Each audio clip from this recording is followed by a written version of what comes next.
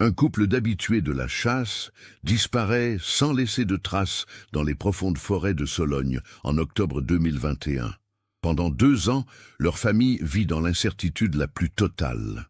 Puis, par un matin d'automne glacial, leur chien de chasse réapparaît seul devant la maison familiale, blessé, amaigri, portant autour du cou un objet qui va déclencher une découverte aussi choquante qu'inattendue.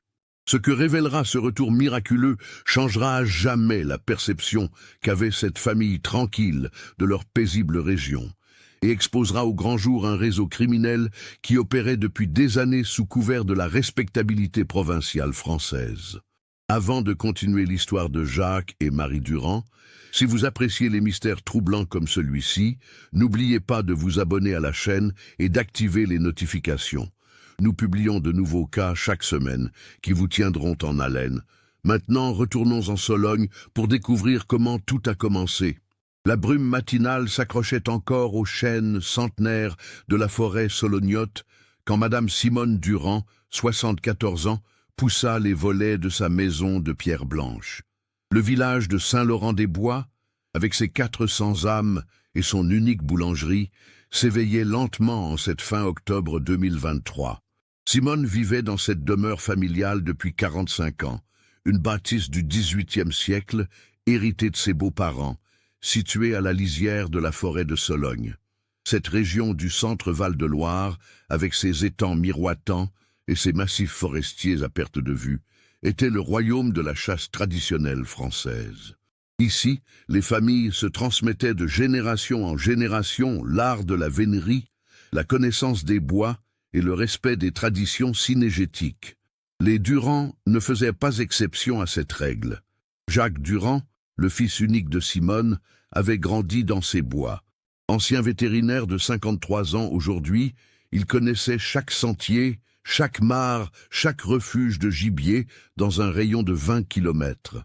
Son épouse Marie, professeure des écoles de 42 ans, originaire de Tours, s'était passionnée pour la chasse après leur mariage. Elle avait appris à manier le fusil avec la même méticulosité qu'elle apportait à enseigner la lecture à ses élèves de CP. Le couple vivait dans une ferme rénovée à 3 kilomètres du village, une ancienne bergerie qu'ils avaient transformée en un cocon moderne, mais conservant tout le charme de l'architecture solognote traditionnelle. Leurs voisins les plus proches, les Moreau, exploitaient encore un élevage de moutons et fournissaient les meilleures rillettes de la région. Jacques et Marie formaient ce que l'on appelle un couple solide. Mariés depuis 15 ans, ils partageaient cette passion commune pour la nature qui les menait chaque week-end dans les bois, que ce soit pour la chasse en saison ou simplement pour de longues randonnées photographiques. Ils étaient membres actifs de la société de chasse locale, les Amis de Saint-Hubert, où Jacques tenait le rôle de trésorier et Marie organisait les repas de fin de battue. Leur compagnon fidèle dans ces escapades était Rex, un magnifique braque français de 6 ans au pelage blanc et marron caractéristique de la race. Ce chien, dressé par Jacques lui-même, était réputé dans toute la région pour son flair exceptionnel et son obéissance parfaite. Rex était plus qu'un simple chien de chasse. C'était un membre de la famille à part entière, dormant près de la cheminée et accompagnant le couple dans tous leurs déplacements. Chaque année, Jacques et Marie célébraient leur anniversaire de mariage de façon particulière, par une chasse de 3 jours dans les parties les plus reculées de la forêt domaniale. C'était leur tradition, leur moment d'intimité loin du monde, une façon de renouer avec leurs racines communes dans ces bois qui les avaient vus tomber amoureux. La Sologne de cette époque était encore préservée du tourisme de masse, ces chemins forestiers connus seulement des initiés et des gardes forestiers. Les propriétés privées s'étendaient sur des milliers d'hectares, certaines appartenant à de vieilles familles aristocratiques, d'autres rachetées par de nouveaux riches parisiens en quête d'authenticité provinciale. Cette géographie complexe de propriétés publiques et privées, de zones interdites et de terrains libres, créait un labyrinthe que seuls les habitants de longue date maîtrisaient parfaitement. Le contexte social de la région était typique de la France rurale. Une population vieillissante, Des jeunes partant faire leurs études en ville et revenant rarement, une économie locale reposant sur l'agriculture, la sylviculture et le tourisme cynégétique haut de gamme. Les relations entre habitants étaient tissées serrées. Chacun connaissait les affaires de ses voisins, et les secrets étaient rares dans cette communauté où 3 générations se côtoyaient quotidiennement. C'est dans ce cadre idyllique et paisible que Jacques et Marie coulaient des jours heureux, lui profitant de sa retraite anticipée après la vente de sa clinique vétérinaire, elle s'épanouissant dans son métier d'institutrice qu'elle adorait.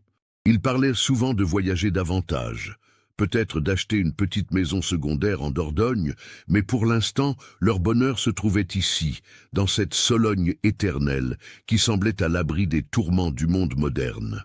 Rien ne laissait présager que leur vie tranquille allait basculer dans l'horreur, et que ces bois familiers, témoins de tant de moments heureux, allaient devenir le théâtre d'événements qui ébranleraient toute la région.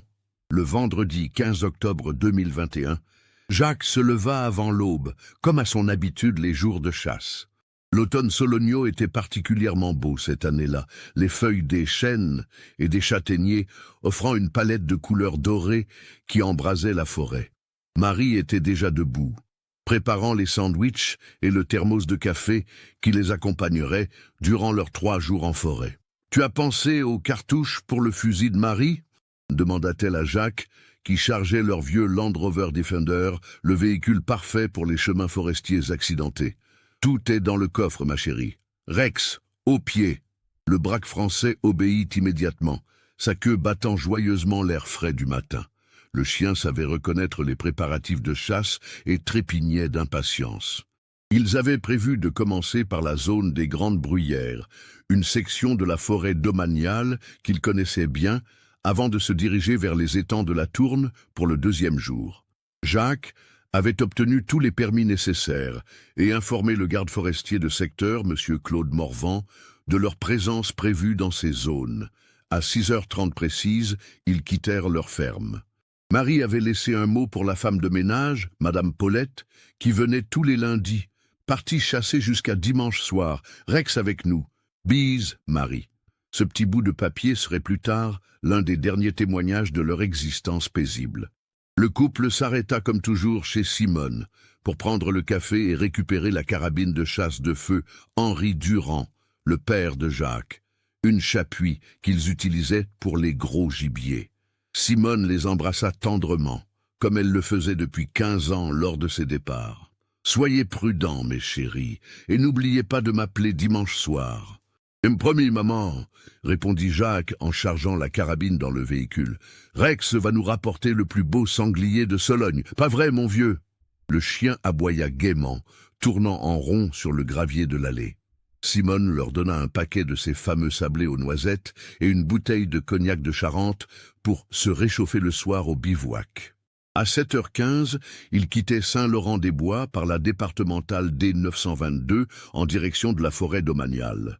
Paulette Girard, qui arrosait ses géraniums devant sa maison, les salua de la main. Ce fut le dernier témoignage visuel du couple dans le village. Vers 8h, ils croisèrent Michel Bouchard, un chasseur local qui revenait d'une battue matinale infructueuse. Michel témoignerait plus tard que Jacques et Marie semblaient de bonne humeur, que Rex était assis bien sagement à l'arrière du Defender et qu'il se dirigeait vers l'entrée forestière du pont des Muides. À 8h30, ils s'engagèrent sur le chemin forestier menant à leur zone de chasse habituelle. Le garde forestier Morvan, qui effectuait sa tournée quotidienne, nota leur passage dans son carnet de service. 8h35, véhicule Durand, épouse, plus chien, zone Grande Bruyère. Retour prévu dimanche soir. C'était la dernière trace officielle de Jacques et Marie Durand. Ce qui devait être un week-end de détente et de tradition familiale allait se transformer en mystère. Dimanche 17 octobre au soir, Simone attendit en vain l'appel promis. À 22h, elle téléphona chez eux. Pas de réponse. Inquiète mais pas encore alarmée, les chasseurs revenaient parfois plus tard que prévu, elle décida d'attendre le lendemain matin. Lundi matin, toujours aucune nouvelle.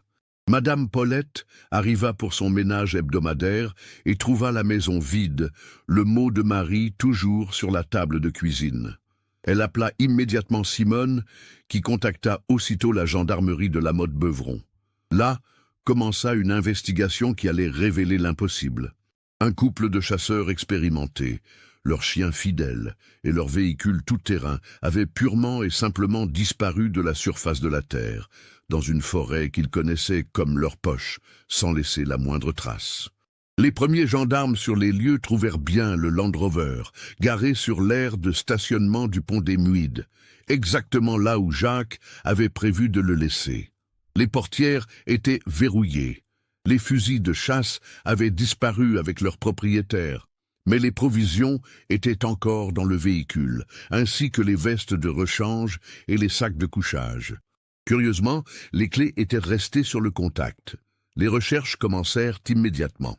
La gendarmerie de Haute-Loire mobilisa tous ses effectifs disponibles, rejoints par les pompiers de La Motte-Beuvron et de Salbris. Des équipes cynophiles vinrent de Tours avec leurs chiens pisteurs, et même un hélicoptère de la sécurité civile d'Orléans fut réquisitionné pour survoler la zone. Simone Durand vécut les premières 48 heures dans un état second. Sa maison, d'ordinaire si silencieuse, était envahie par un va-et-vient incessant. Gendarmes, voisins compatissants, journalistes locaux. Elle avait installé son camp de base dans sa cuisine, d'où elle ne bougeait plus, téléphone à portée de main, attendant des nouvelles qui ne venaient pas. « Ils connaissent cette forêt mieux que quiconque », répétait-elle aux enquêteurs. « Jacques y chasse depuis qu'il a 12 ans. Il n'y a pas un sentier, pas un fourré qu'ils ne connaissent. Et Rex ne se perd jamais. Ce chien a un sens de l'orientation phénoménal. » Le brigadier-chef Rousseau, qui dirigeait l'enquête, hochait la tête avec compréhension, mais au fond de lui, il commençait à échafauder des théories plus sombres. En 30 ans de carrière, il avait vu assez de disparitions pour savoir que même les plus expérimentés pouvaient être victimes d'accidents. Au bout d'une semaine de recherches intensives, les équipes avaient ratissé plus de 50 km² de forêt. Ils avaient exploré chaque ravin, chaque mare, chaque cabane de chasse abandonnée. Les chiens pisteurs avaient bien trouvé quelques traces olfactives près du véhicule, mais elles se perdaient rapidement dans la végétation dense, comme si Jacques, Marie et Rex s'étaient tout simplement volatilisés. La théorie officielle qui émergea progressivement était celle de l'accident de chasse. Peut-être qu'un des fusils était parti accidentellement, blessant ou tuant l'un des deux époux. L'autre aurait tenté de porter secours, se perdant dans l'affolement. Rex aurait suivi ses maîtres et aurait péri avec eux, quelque part dans un fourré inaccessible où les corps mettraient des années à être découverts. Cette explication rationnelle ne satisfaisait personne, surtout pas Simone. Elle connaissait son fils. Jacques était un homme méticuleux, un ancien vétérinaire habitué à manipuler des instruments de précision. Il ne commettait jamais d'imprudence avec les armes. Et Marie, malgré ses origines citadines, était devenue une chasseuse accomplie et prudente. Au bout d'un mois, les recherches officielles furent réduites, puis suspendues. Le dossier resta ouvert, mais sans nouveaux éléments. L'enquête piétinait. Les gendarmes continuaient de recevoir de temps en temps des témoignages de promeneurs qui pensaient avoir aperçu le couple ou le chien, mais toutes ces pistes se révélaient sans fondement. La communauté de Saint-Laurent-des-Bois était profondément affectée par cette disparition. Jacques et Marie étaient appréciés de tous. Lui, pour sa gentillesse et sa disponibilité quand il était encore vétérinaire, elle pour son dévouement auprès des enfants de l'école. Leur disparition créait un vide impossible à combler. Simone, elle, refusait d'abandonner. Malgré ses 72 ans et ses rhumatismes qui s'aggravaient, elle organisait des battues citoyennes tous les week-ends.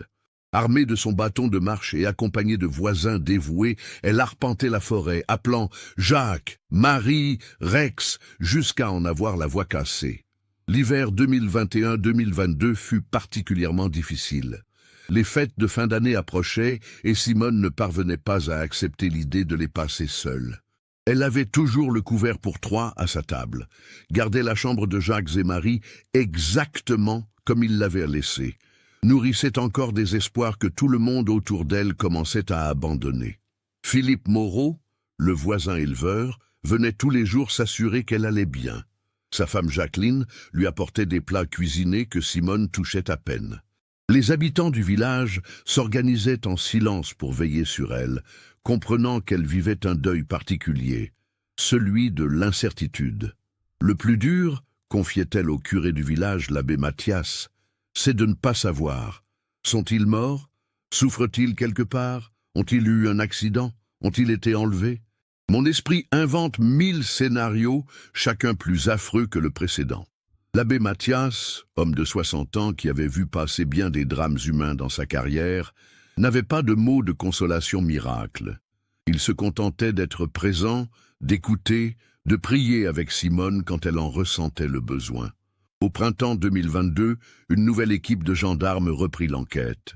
Le capitaine Sandrine Laurent, une femme de 45 ans spécialisée dans les personnes disparues, relança les recherches avec des moyens plus modernes, drones équipés de caméras thermiques, géoradars pour détecter d'éventuelles sépultures, analyse informatique des données de téléphonie mobile.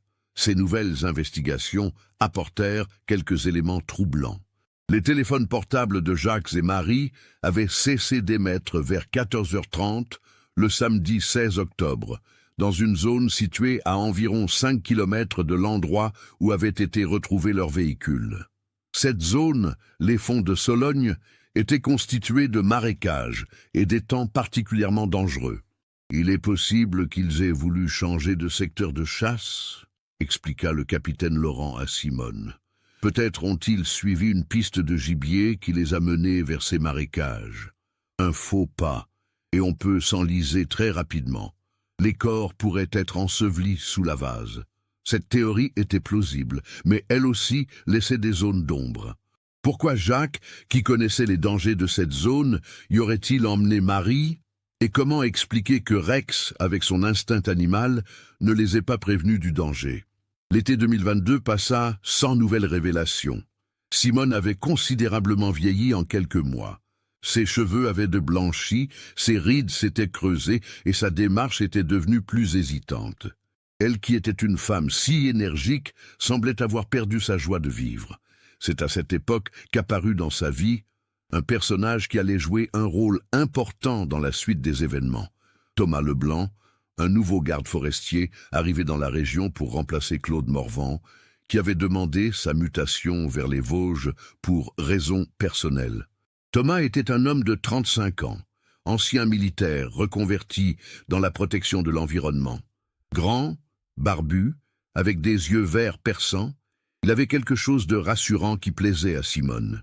Il venait souvent prendre des nouvelles, l'aidait à porter ses courses, réparait les petits dysfonctionnements de sa maison. « Madame Durand, lui dit-il un jour d'août 2022, je connais cette forêt depuis peu, mais je l'étudie méthodiquement. Si vous le souhaitez, je peux organiser de nouvelles recherches avec des techniques que mes prédécesseurs n'ont peut-être pas utilisées. » Cette proposition redonna un peu d'espoir à Simone. Thomas semblait sincèrement déterminé à résoudre cette énigme, et sa formation militaire lui donnait des compétences que n'avaient pas les autres chercheurs. L'automne 2022 marqua le premier anniversaire de la disparition. Une cérémonie commémorative fut organisée à l'église de Saint-Laurent-des-Bois. Simone y assista, entourée de tout le village, mais elle refusa obstinément qu'on parle de messe de funérailles. « Ils ne sont pas morts », répétait-elle. Pas tant qu'on n'a pas retrouvé leur corps.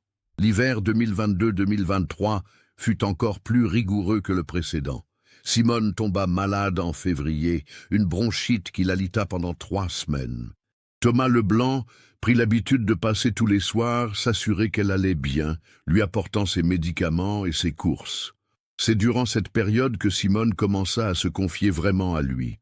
Elle lui raconta les habitudes de Jacques et Marie, leur lieu de chasse favori, les détails de leur dernière sortie que l'enquête officielle avait peut-être négligée. « Il y a une chose qui me tracasse », lui dit-elle un soir de mars 2023. « Jacques m'avait dit qu'il avait remarqué des mouvements bizarres dans la forêt les semaines précédant leur départ. Des véhicules qu'il ne connaissait pas, Des gens qui se cachaient quand ils l'apercevaient. Ils plaisantaient en disant qu'il y avait peut-être des braconniers. Mais maintenant, je me demande... Thomas nota soigneusement ces informations. Il promit à Simone de mener sa propre enquête, en complément des recherches officielles qui s'essoufflaient. Le printemps et l'été 2023 passèrent dans cette routine de faux espoirs et de vraies déceptions. Simone vieillissait inexorablement, rongée par l'incertitude et la solitude.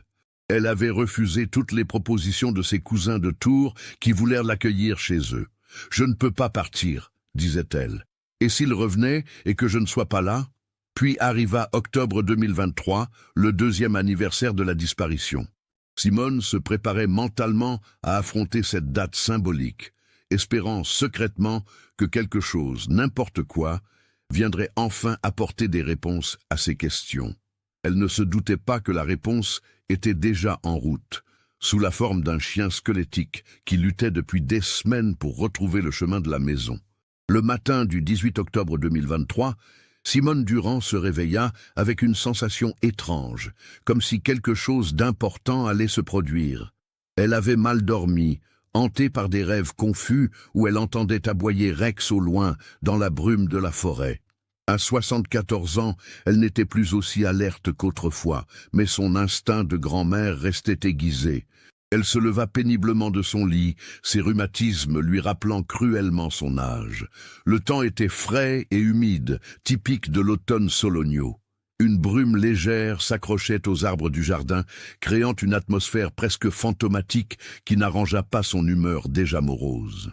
Comme chaque matin depuis 2 ans, Simone commença par préparer son café en regardant par la fenêtre de cuisine qui donnait sur l'allée de gravier menant à sa maison. C'était devenu un rituel, scruter cette allée dans l'espoir impossible de voir apparaître le Land Rover vert de Jacques et Marie. Vers 8h30, elle sortit pour aller chercher son pain quotidien chez Monsieur Beaumont, le boulanger. En ouvrant la porte, elle ne remarqua rien d'anormal. Ce n'est qu'en revenant une demi-heure plus tard qu'elle aperçut quelque chose qui la figea sur place. Là, couché contre le mur de pierre de sa maison, à côté du vieux banc en fer forgé où Jacques aimait s'asseoir pour nettoyer ses fusils, se trouvait une forme sombre qui respirait faiblement. « Mon Dieu !» murmura Simone, laissant tomber sa baguette de pain. La forme leva la tête et Simone reconnut immédiatement ses yeux marrons qu'elle connaissait si bien, même dans ce visage amaigri et blessé. Rex. C'était Rex, mais dans un état épouvantable. Le braque français, qui pesait autrefois ses 28 kilos, n'était plus qu'un squelette recouvert de poils.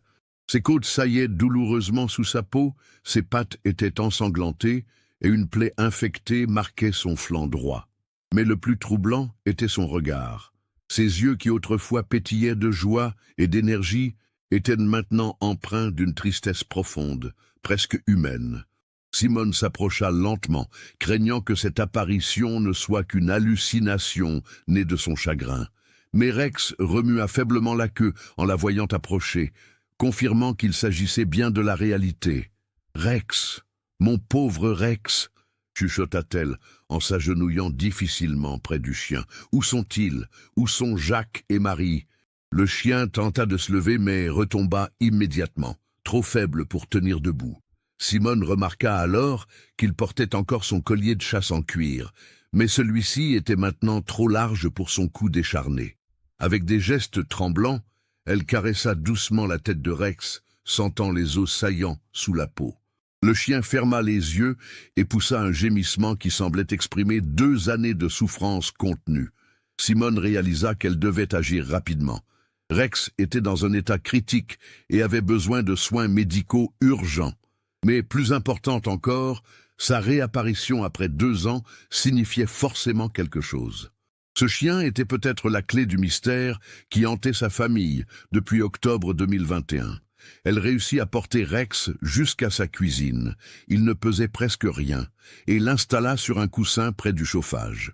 Puis elle téléphona immédiatement au vétérinaire de Lamotte-Beuvron, le docteur Mercier, qui avait été l'assistant de Jacques à l'époque. « Docteur Mercier, c'est Simone Durand. Rex vient de revenir. »« Oui, le chien de Jacques.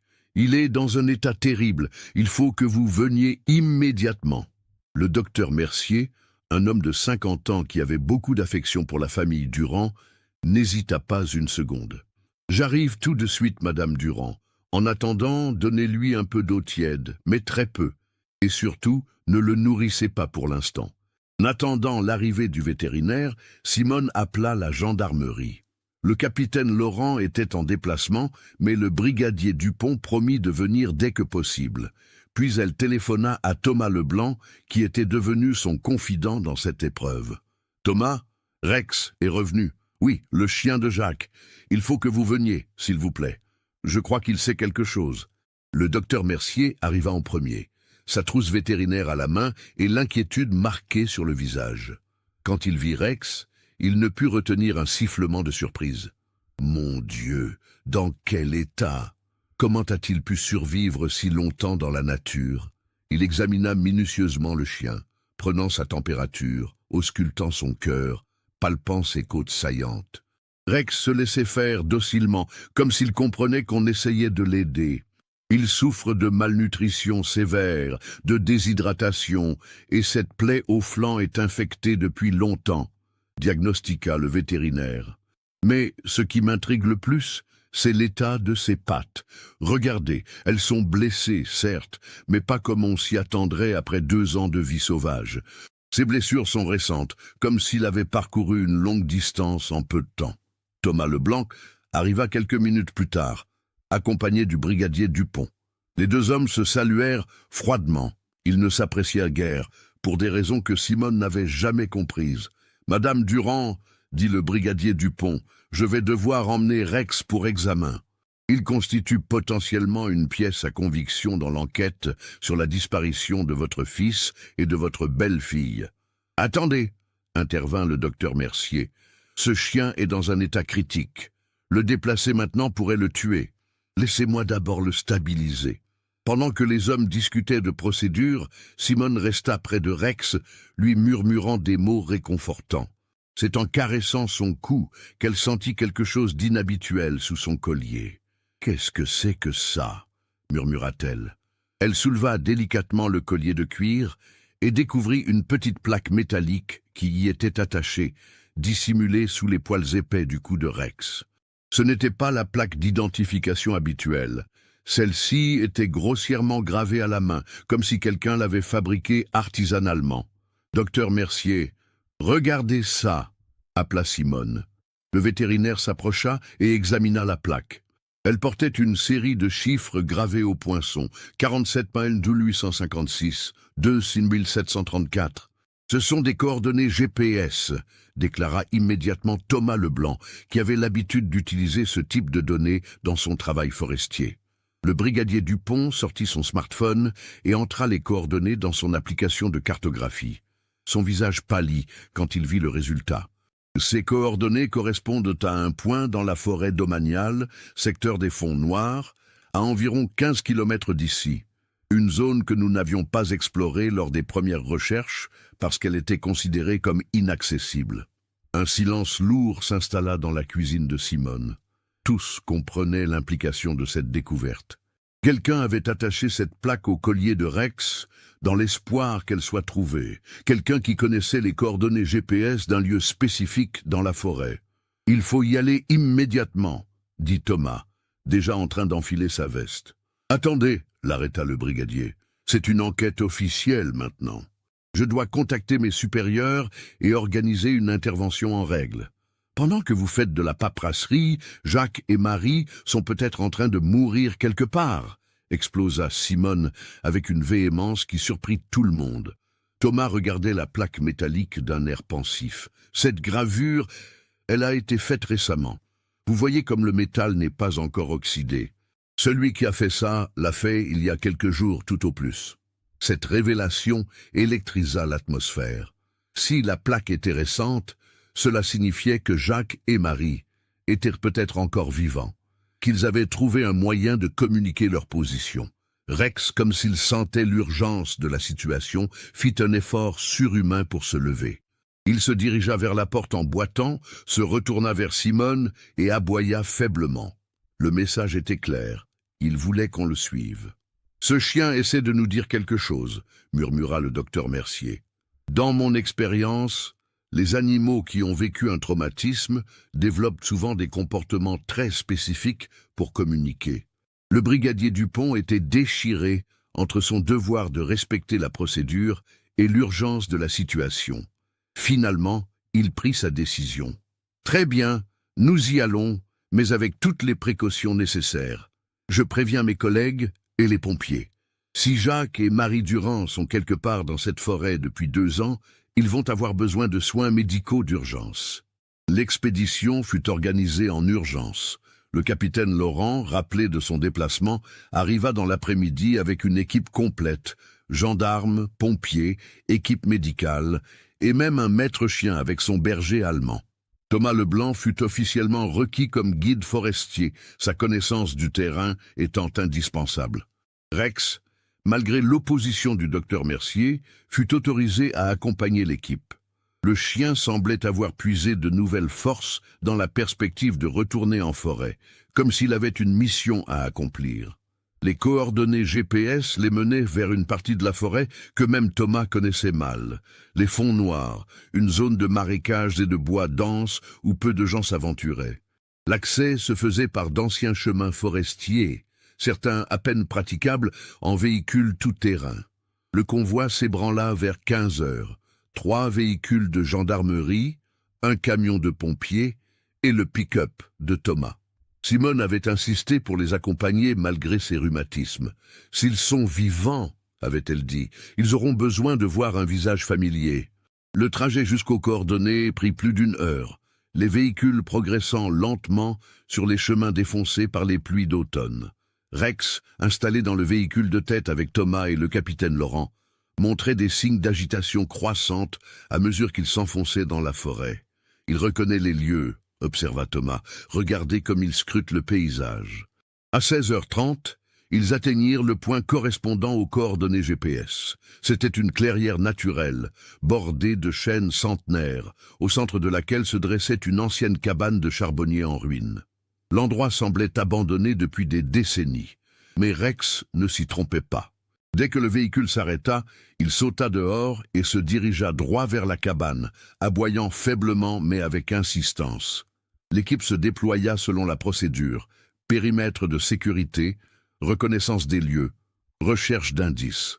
La cabane elle-même était effectivement en ruine, ses murs de pierre à demi écroulés, son toit de chaume depuis longtemps effondré.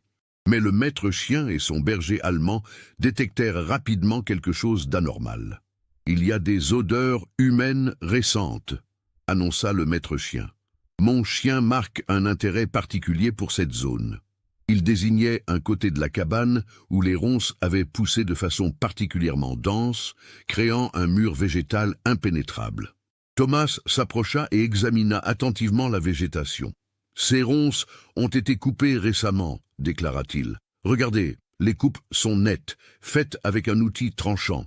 Et elles ont été disposées pour masquer quelque chose. » L'équipe commença à débroussailler méthodiquement. Au bout de 20 minutes, ils découvrirent une ouverture dans le mur de pierre de la cabane. Une sorte de soupirail qui avait été soigneusement camouflée. Rex s'agitait de plus en plus, grattant le sol près de l'ouverture et gémissant d'une façon qui serra le cœur de Simone. Le capitaine Laurent s'agenouilla près du soupirail et dirigea sa lampe torche vers l'intérieur. Ce qu'elle vit la fit blêmir. « Il y a quelqu'un là-dedans », annonça-t-elle. « Je vois une forme humaine. Elle bouge. » L'ouverture était trop étroite pour qu'un adulte puisse y passer facilement. Les pompiers durent élargir le passage en déplaçant soigneusement les pierres, opération qui prit une bonne demi-heure. Pendant ce temps, Rex ne cessait d'aboyer en direction de l'ouverture et une voix faible leur parvint de l'intérieur. « Rex! Rex, c'est toi !» Simone poussa un cri étouffé. Elle reconnaissait cette voix, même affaiblie, même altérée par la souffrance. « Jacques, Jacques, c'est maman. On arrive, mon chéri. Maman !»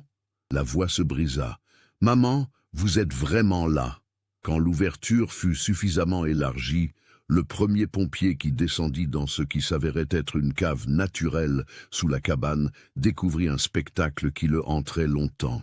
Jacques Durand était là, Vivant, mais dans un état squelettique similaire à celui de son chien, il était attaché à un anneau scellé dans la paroi rocheuse par une chaîne qui lui permettait de bouger dans un rayon de quelques mètres.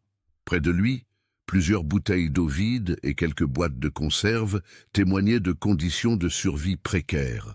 Mais ce qui glaça le sang du pompier, c'est qu'à côté de Jacques, recouverte d'une bâche militaire, se trouvait une autre forme humaine, immobile. Marie, murmura Jacques quand les secours l'atteignirent. Marie est... Ils l'ont tuée il y a 6 mois. J'ai essayé de la sauver. En surface, Simone pleurait de soulagement et de douleur mêlée. Son fils était vivant, mais sa belle-fille, qu'elle chérissait comme sa propre fille, était morte. L'évacuation de Jacques prit plus d'1 heure. Il était si faible qu'il fallut l'hisser avec un système de poulies improvisé par les pompiers. Quand il émergea enfin à la surface, éclairé par les derniers rayons du soleil d'octobre, Rex se jeta sur lui avec les dernières forces qui lui restaient. La scène était bouleversante. Un homme de 53 ans réduit à l'état de squelette, serrant contre lui un chien qui avait parcouru 15 kilomètres de forêt dense pour aller chercher du secours, tandis qu'autour d'eux, une équipe de sauveteurs professionnels ne parvenait pas à retenir ses larmes. « Qui vous a fait ça ?» manda le capitaine Laurent, pendant que les secours préparaient Jacques pour le transport d'urgence. La réponse de Jacques allait déclencher la plus importante opération de police de la région depuis des années. « Claude Morvan », murmura-t-il. « L'ancien garde forestier, et d'autres. Un réseau. Ils trafiquent de la drogue par la forêt. Nous les avons vus par hasard et... » Il ne put continuer, l'émotion et l'épuisement l'empêchant de parler davantage. Mais cette révélation suffit au capitaine Laurent pour comprendre qu'elle ne se trouvait pas seulement face à un enlèvement, mais à une affaire de trafic de stupéfiants impliquant des fonctionnaires corrompus. Pendant qu'on évacuait Jacques vers l'hôpital d'Orléans, une question lancinante restait sans réponse. Où se trouvait Claude Morvan maintenant ? Et surtout, savait-il que Rex avait réussi sa mission et que son réseau venait d'être découvert ? La réponse à cette question allait arriver plus tôt que prévu, et d'une façon que personne n'avait anticipée. Pendant que l'ambulance transportait Jacques vers l'hôpital d'Orléans, sirène hurlante dans la nuit tombante, le capitaine Laurent coordonnait déjà les opérations depuis la clairière. Elle avait immédiatement contacté l'OCRTIS, l'Office central pour la répression du trafic illicite des stupéfiants, et la BRI d'Orléans. Si Jacques disait vrai sur l'existence d'un réseau de trafiquants utilisant la forêt solognote, l'affaire dépassait largement les compétences d'une simple brigade de gendarmerie locale. Thomas Leblanc, qui aidait à sécuriser la scène de crime, semblait particulièrement nerveux.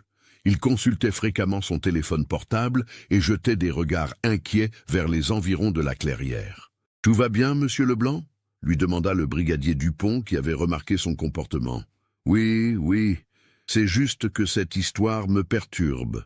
Dire que Morvan était impliqué dans un trafic de drogue, je n'arrive pas à y croire.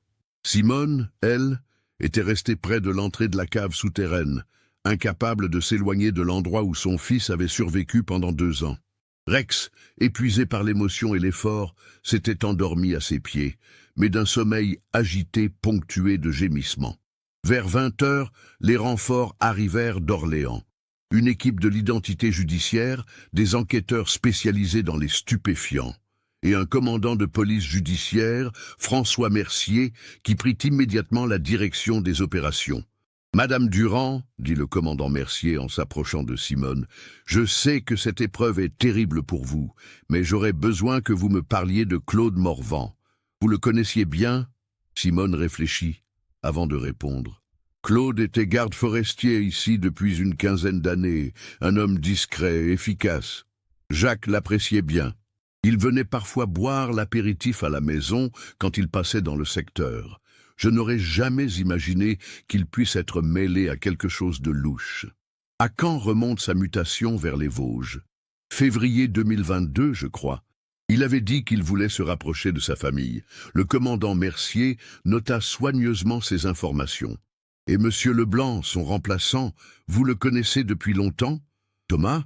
Il est arrivé au printemps 2022. un garçon charmant, très serviable. Simone s'interrompit, remarquant l'expression du commandant. « Pourquoi ces questions sur Thomas ? Simple vérification de routine, madame. » Mais le commandant Mercier mentait. En réalité, ces hommes venaient de découvrir quelque chose de troublant en fouillant la cave où Jacques avait été retenu. Des provisions récentes, des médicaments et surtout un trousseau de clés marqué « Eaux et forêts » avec le numéro d'immatriculation du secteur local. Thomas Leblanc, qui se trouvait à quelques mètres de là, avait pâli en entendant cette découverte. Il s'éloigna discrètement du groupe, prétextant un appel téléphonique urgent. « Commandant » appela un des enquêteurs de l'identité judiciaire. « Nous avons trouvé autre chose. » Il tenait dans sa main gantée un petit cahier à spirale, aux pages jaunies par l'humidité. C'était caché sous le matelas de fortune de la victime. Le commandant ouvrit délicatement le cahier. Dès les premières lignes, il comprit qu'il tenait le journal de captivité de Jacques Durand, un témoignage accablant sur 2 années d'enfer. 15 octobre 2021. Premier jour. Morvan nous a surpris alors qu'on avait découvert leur cache de drogue près de l'étang des Renards. Marie essayait de prendre des photos avec son téléphone. Ils nous ont assommés et emmenés ici. Morvan dit qu'on sera libéré si on se tait. Je n'y crois pas. 20 octobre 2021, 5e jour. Il garde Marie dans un autre endroit. Morvan vient me voir tous les jours. Il dit que si je parle à quelqu'un, ils la tueront. Il y a d'autres hommes avec lui, des accents étrangers, européens de l'Est, je crois. 2 novembre 2021. Rex était avec nous quand ils nous ont pris. Ils l'ont enfermé dans un enclos plus loin dans la forêt. Je l'entends aboyer parfois. Morvan s'en sert comme moyen de pression. Le commandant Mercier sautait les pages, cherchant des informations récentes. 12 mars 2023. Marie est morte hier. Ils l'ont tuée parce qu'elle avait essayé de s'échapper. Morvan avait l'air sincèrement désolé, mais il dit que c'était nécessaire pour préserver le secret. Je veux mourir. 15 août 2023. Nouveau garde forestier depuis plus d'1 an. Thomas Leblanc. Il vient me voir en secret. Dit qu'il va m'aider à m'échapper. Je ne sais pas si je peux lui faire confiance. Cette dernière entrée fit sursauter le commandant. Il leva les yeux et chercha Thomas Leblanc du regard, mais celui-ci avait disparu. « Où est Leblanc » demanda-t-il sèchement au brigadier Dupont. « Il était là il y a 2 minutes. Il a dit qu'il allait vérifier quelque chose près des véhicules. » Le commandant Mercier comprit immédiatement le danger. Il continua sa lecture du journal, de plus en plus inquiet. 3 septembre 2023. Thomas m'a expliqué la situation. Morvan a été muté parce qu'il devenait trop nerveux, mais le réseau continue. Thomas a pris sa place dans l'organisation. Il dit qu'il ne peut pas me libérer tout de suite sans risquer de faire capoter une enquête plus large. Je commence à comprendre qu'il me ment. 28 septembre 2023.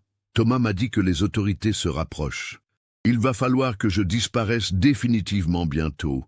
Il m'a donné cette plaque avec des coordonnées GPS, dit que si quelque chose lui arrive, Rex pourra l'emmener aux autorités. Je crois qu'il me prépare ma propre mort. Le commandant referma brutalement le carnet. Tout le monde en position. Leblanc fait partie du réseau. Il peut être armé et dangereux. Mais il était trop tard. Un coup de feu claqua dans la forêt, suivi immédiatement par des cris de douleur. Puis la voix de Thomas Leblanc retentit dans la clairière. « Personne ne bouge, j'ai Madame Durand avec moi. » Dans la confusion qui avait suivi la découverte du journal, personne n'avait fait attention à Simone. Thomas avait profité de cette négligence pour s'approcher d'elle discrètement et l'emmener à l'écart, son arme de service pointée sur sa tempe. « Vous avez trouvé le journal ?» continua Thomas depuis l'orée de la clairière. « Tant mieux.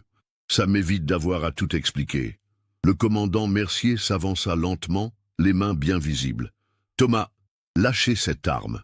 Madame Durand n'a rien fait de mal. »« Madame Durand a eu le malheur d'avoir un fils trop curieux, » répliqua Thomas. « Vous savez combien d'argent passe par cette forêt chaque mois? Des millions d'euros de cocaïne et d'héroïne en provenance d'Anvers. Une route parfaite, discrète, que personne ne surveillait, jusqu'à ce que Jacques et Marie tombent dessus par hasard. Pourquoi avoir gardé Jacques en vie si longtemps? demanda le commandant, espérant gagner du temps pendant que ses hommes se positionnaient. Thomas eut un rire amer. Parce que Claude Morvan était un sentimental. Il ne supportait pas l'idée de tuer un vétérinaire qui avait soigné ses chiens pendant des années. Alors, on l'a gardé en se disant qu'on trouverait une solution. Mais les années ont passé, et il fallait bien finir par prendre une décision. Et vous étiez cette solution ? J'étais censé éliminer le problème discrètement, faire croire à un suicide du prisonnier. Mais ce foutu chien a tout compliqué. Rex s'est échappé de son enclos il y a 3 semaines, et j'ai pas réussi à le retrouver. J'espérais qu'il crèverait dans la forêt, mais non, il a fallu qu'il vienne jouer les héros. Simone, malgré la peur qui l'étreignait, trouva la force de parler. « Vous avez tué Marie, n'est-ce pas ?»« C'était pas prévu, » répondit Thomas, et pour la première fois, sa voix trahit une certaine émotion. Elle avait réussi à s'enfuir de sa prison. Elle était arrivée jusqu'à la route départementale quand on l'a rattrapée. Morvan a paniqué et il ne termina pas sa phrase.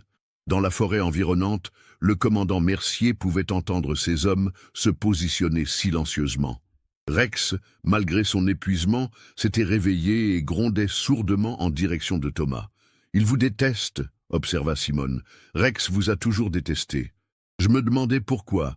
Maintenant je comprends. » « Les animaux sentent la mort, » murmura Thomas.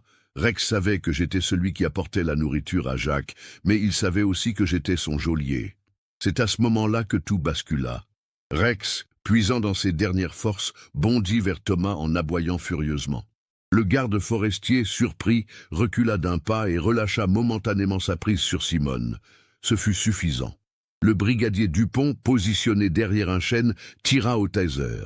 Thomas s'effondra, convulsé par la décharge électrique, son arme tombant dans les feuilles mortes. En quelques secondes, il était maîtrisé et menotté. L'enquête venait de prendre un tournant décisif, mais de nombreuses questions restaient encore sans réponse. L'arrestation de Thomas Leblanc déclencha la plus vaste opération antidrogue jamais menée en région Centre-Val de Loire. Dans les heures qui suivirent, les enquêteurs de l'OCRTIS découvrirent l'ampleur du réseau qui utilisait la forêt de Sologne comme point de passage depuis près de 10 ans.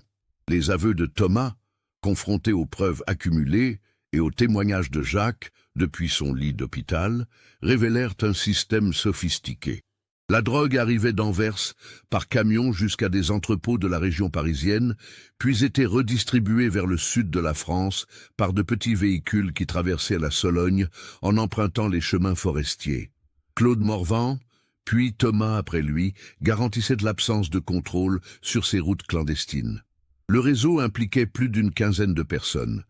Chauffeurs, guetteurs, responsables d'entrepôts, et même un adjoint au maire de Lamotte-Beuvron qui fermait les yeux sur certaines activités suspectes en échange de substantiels pots de vin. Claude Morvan fut arrêté dans son chalet des Vosges 3 jours plus tard. Confronté aux preuves, il s'effondra et avoua tout. L'enlèvement du couple Durand, la mort de Marie lors de sa tentative d'évasion, l'emprisonnement de Jacques pendant 2 ans. Il expliqua qu'au départ, il pensait pouvoir raisonner Jacques et Marie, leur faire comprendre qu'ils devaient garder le silence moyennant compensation financière, mais le couple avait refusé tout compromis. « Ils étaient trop honnêtes », déclara Morvan lors de son interrogatoire. Jacques répétait qu'il était vétérinaire, qu'il avait prêté serment de protéger la vie. Il ne pouvait pas fermer les yeux sur un trafic de drogue, même pour sauver sa peau. Les interrogatoires révélèrent aussi comment Rex avait survécu pendant 2 ans. Thomas l'avait gardé en vie, d'abord comme moyen de pression sur Jacques, puis par attachement sincère au chien. Il l'avait installé dans un enclos de fortune près de la cache de stupéfiants, lui apportant régulièrement de la nourriture et des soins vétérinaires. Rex était devenu le symbole de ma culpabilité, avoua Thomas. Chaque fois que je le regardais, je voyais le reproche dans ses yeux. Je savais qu'il comprenait que j'étais responsable de la séparation d'avec ses maîtres. L'évasion de Rex avait été fortuite. Un orage particulièrement violent en septembre 2023 avait endommagé son enclos et le chien avait profité d'une absence de Thomas pour s'échapper. Pendant 3 semaines, il avait erré dans la forêt, affaibli mais déterminé à retrouver Jacques. Il revenait souvent près de la cache, raconta Thomas. Je le voyais parfois à la lisière des bois, mais je n'arrivais pas à l'approcher. Il était devenu méfiant, sauvage. Puis un jour, il a disparu complètement. J'ai pensé qu'il était mort. En réalité, Rex avait réussi à localiser la prison de Jacques. Comment avait-il découvert cette cave cachée? Le mystère ne fut jamais complètement élucidé. Mais Jacques avait sa théorie. Rex a toujours eu un flair exceptionnel, expliqua-t-il aux enquêteurs depuis son lit d'hôpital. Je pense qu'il a suivi mon odeur, ou peut-être qu'il m'a entendu l'appeler quand Thomas me donnait à manger. Les chiens ont une ouïe bien plus fine que la nôtre. Ce qui était certain, c'est que Rex avait passé plusieurs jours près de la cave avant de prendre la décision de partir chercher du secours. Jacques se souvenait de l'avoir entendu gratter au-dessus de sa tête, mais il n'avait pas osé l'appeler, de peur d'attirer l'attention de ses geôliers. « C'est Thomas qui lui a mis la plaque avec les coordonnées GPS », révéla Jacques. Il était venu me voir la veille de l'évasion de Rex. Il m'a dit que les autorités se rapprochaient et qu'il allait devoir me faire disparaître définitivement. Mais il m'a aussi dit qu'il ne supportait plus cette situation. Il a gravé les coordonnées sur cette plaque en me promettant que si Rex arrivait à s'échapper et à la porter jusqu'au village, quelqu'un comprendrait le message. Cette révélation surprit les enquêteurs. « Vous voulez dire que Leblanc vous a aidé à organiser votre sauvetage ?» Jacques hocha faiblement la tête. Thomas était tiraillé entre sa cupidité et sa conscience.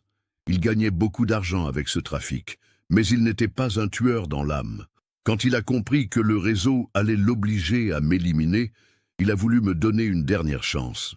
Pourquoi ne pas vous avoir libéré directement? Parce qu'il savait que ses complices l'auraient tué s'il l'avait découvert.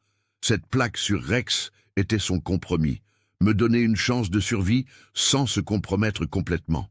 Le procès qui s'ouvrit 6 mois plus tard à Orléans fit sensation dans toute la France. L'affaire Durand était devenue le symbole de la corruption qui pouvait gangrener même les administrations les plus respectables. 16 personnes furent condamnées, dont Claude Morvan, qui écopa de 25 ans de réclusion criminelle pour enlèvement, séquestration et meurtre. Thomas Leblanc, en raison de sa coopération avec la justice et du fait qu'il avait finalement permis le sauvetage de Jacques, fut condamné à 15 ans de prison. Lors de son dernier témoignage, il s'adressa directement à Simone. « Madame Durand, je sais que mes excuses ne ramèneront pas Marie et ne répareront pas les 2 années d'enfer qu'a vécu votre fils. Mais je veux que vous sachiez que Rex m'a sauvé moi aussi. En me forçant à affronter ce que j'étais devenu, il m'a redonné un peu d'humanité. » Simone ne répondit pas. Elle était venue au procès pour entendre la vérité, pas pour pardonner. La récupération de Jacques fut longue et difficile. Physiquement, il lui fallut près d'1 an pour retrouver un poids normal et pour que ses muscles reprennent de la force. Psychologiquement, les cicatrices étaient plus profondes. Il souffrait de cauchemars persistants, d'attaques de panique et ne supportait plus de rester enfermé dans des espaces clos. Le plus difficile, confia-t-il à sa mère pendant sa convalescence, c'est la culpabilité. Pourquoi ai-je survécu et pas Marie? Pourquoi Rex a-t-il réussi à s'échapper pour me sauver alors que je n'ai pas pu sauver ma femme? Rex, lui, retrouva progressivement la santé sous les soins attentifs du docteur Mercier. Mais le chien avait lui aussi changé. Il était devenu plus calme, plus observateur, comme s'il avait acquis une sagesse douloureuse au cours de son odyssée. Il ne quittait plus Jacques d'1 mètre, dormant près de son lit, et l'accompagnant partout avec une fidélité qui touchait tous ceux qui les voyaient ensemble. La maison familiale de Simone retrouva progressivement une certaine sérénité.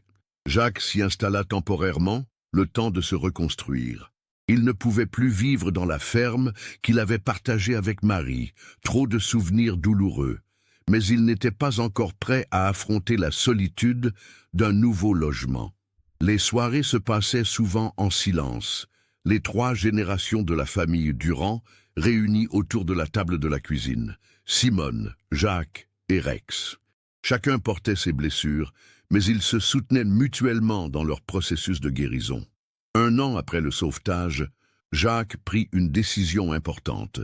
Il allait créer une association d'aide aux familles de personnes disparues. Son expérience de la captivité et celle de sa mère qui avait vécu 2 ans d'incertitude totale lui donnaient une compréhension unique de ce que traversaient ces familles. « Je veux que mon calvaire serve à quelque chose », expliqua-t-il, « qu'aucune famille ne se sente abandonnée comme nous l'avons été. » L'association Rex Espoir, qu'il créa avec l'aide de Simone, se donna pour mission d'accompagner les familles de disparus, de financer des recherches privées quand les moyens officiels s'avéraient insuffisants, et de sensibiliser les autorités à l'amélioration des procédures de recherche. Le symbole de l'association était naturellement Rex, devenu malgré lui une célébrité nationale. Son histoire avait fait le tour des médias français, le chien fidèle qui avait survécu 2 ans en captivité avant de parcourir 15 kilomètres de forêt pour sauver son maître. Des dizaines de lettres arrivaient chaque semaine chez Simone, d'enfants qui voulaient adopter un chien comme Rex, d'adultes qui racontaient leurs propres histoires de fidélité animale. Mais Rex restait indifférent à sa célébrité. Il avait une seule obsession, veiller sur Jacques. Quand ce dernier sortait faire des courses au village, Rex l'attendait devant la porte jusqu'à son retour. Quand Jacques recevait des journalistes ou des responsables de l'association, Rex s'installait à ses pieds et ne bougeait plus. « C'est comme s'il avait peur que je disparaisse de nouveau », observait Jacques avec émotion. « Il a perdu Marie, il m'a vu souffrir pendant 2 ans. Maintenant, il veut s'assurer que ça n'arrive plus jamais. » 2 ans après le sauvetage, en octobre 2025, la famille organisa une cérémonie particulière dans la forêt de Sologne. À l'endroit exact où Rex avait mené les secours, ils installèrent une plaque commémorative en mémoire de Marie Durand. Malgré les souvenirs douloureux associés à cette forêt, Jacques avait tenu à ce que sa femme soit honorée là où elle avait vécu ses derniers moments. « Marie aimait cette forêt », dit-il devant la petite assemblée réunie pour l'occasion. Elle ne voudrait pas qu'on la déteste à cause de ce qui nous est arrivé. Cette forêt n'était pas coupable, seuls les hommes qui l'ont souillée l'étaient. Simone, maintenant âgée de 76 ans, avait retrouvé une forme de paix. Elle avait récupéré son fils, même abîmé par l'épreuve. Elle avait vu la justice punir les coupables. Et elle avait compris que Rex était plus qu'un simple chien. Il était le gardien de sa famille, celui qui avait préservé ce qui restait de bonheur possible après la tragédie. Lors de cette cérémonie, Rex fit quelque chose qu'il n'avait plus fait depuis son retour. Il s'éloigna de Jacques pour explorer les environs. Pendant quelques minutes, il redevint le chien de chasse d'autrefois, flairant les pistes, la queue battante, insouciant. « Il guérit lui aussi », murmura Jacques en l'observant. « Nous guérissons tous. » En rentrant au village ce soir-là, Simone réalisa que pour la première fois depuis octobre 2021, elle n'éprouvait plus cette angoisse permanente qui lui nouait l'estomac. Son fils était sauvé, les coupables étaient punis, et Rex était redevenu le chien joyeux qu'elle avait connu. L'histoire de la famille Durand était devenue celle d'une résurrection, celle d'un homme qui avait survécu à l'impensable, celle d'une mère qui n'avait jamais cessé d'espérer, et celle d'un chien dont la fidélité avait défié tous les obstacles. Mais cette histoire était aussi un témoignage sur la corruption qui peut se cacher derrière les apparences les plus respectables, et sur l'importance de ne jamais abandonner, même quand tout semble perdu. Le dernier chapitre de cette saga s'écrivit le 15 octobre 2026, exactement 5 ans après la disparition initiale. Ce jour-là, Jacques épousa en secondes noces Pauline Mercier, la fille du vétérinaire qui avait soigné Rex, une femme douce et patiente qui avait su apprivoiser ses peurs et l'aider à se reconstruire. Rex était témoin de cette union, portant fièrement autour du cou un nœud papillon blanc. Pour la première fois depuis des années, il semblait avoir retrouvé l'insouciance d'autrefois. Dans son discours de mariage, Jacques déclara « Rex nous a enseigné que l'amour véritable ne connaît pas de limites. Il a traversé la forêt, affronté le danger, et n'a jamais renoncé. Grâce à lui, j'ai compris que même dans les moments les plus sombres, l'espoir peut survivre. » Simone, assise au premier rang, tenait dans ses mains la plaque métallique que Rex avait portée ce fameux jour d'octobre 2023. Elle l'avait fait encadrer et en avait fait le symbole de sa famille.